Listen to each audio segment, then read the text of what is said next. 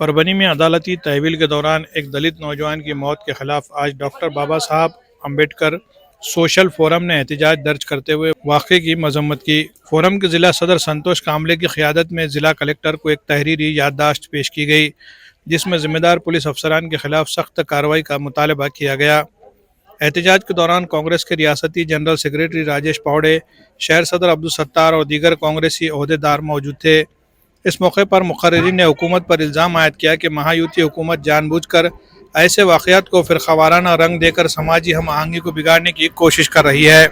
Doctor बाबा Saheb Ambedkar social forum के ज़िला सदर संतोष कामरे ने मुतासरा ख़ानदान के लिए फौरी माली इमदाद का मुतालबा करते हुए कहा कि हुकूमत को इस मामले में हसास रवैया अपनाना होगा।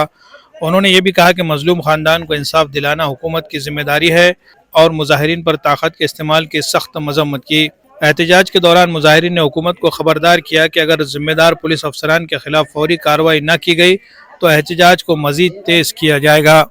परभनी शहर में डॉक्टर बाबा साहब अम्बेडकर इनका जो पुतला है उसके बाजू में संविधान पूर्णकृतीची एक प्रत थी, वहां पे उसको एक माथे फिरूने विटंबना करा। उसके निषेध में हमने जिला अधिकारी अभिजीत राउत इनको आज निवेदन दिया है।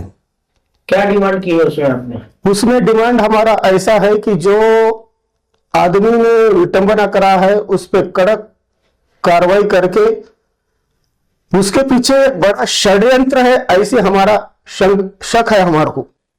उसकी सीआईडी चौकसी करके उसको अंतिम टप्पे में कौन उसके पीछे बड़े गुनहगार है उनको शोधना चाहिए। एक मामूली गुनहगार पकड़ना प्रशासन की जवाबदारी नहीं, उसके पीछे कौन है उनको शोध के निकाल के उसके ऊपर कड़क कार्रवाई करना चाहिए। यह हमारी प्रमुख मांगनी है। दूसरी मांगनी हमारी ऐसे है, हमारे कार्यकर्ते परभनी के सोमनाथ सूर्यवंशी, इनका पुलिस कस्टडी में इंतकाल हुआ है, मृत्यु हुआ है, उसकी सफल चौकसी होनी चाहिए, उसकी भी सीआईडी मार्फत चौकसी होनी चाहिए, हमारी प्रमुख मांग है।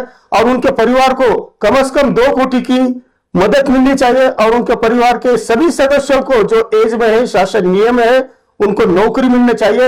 यह हमारी प्रमुख मांग है।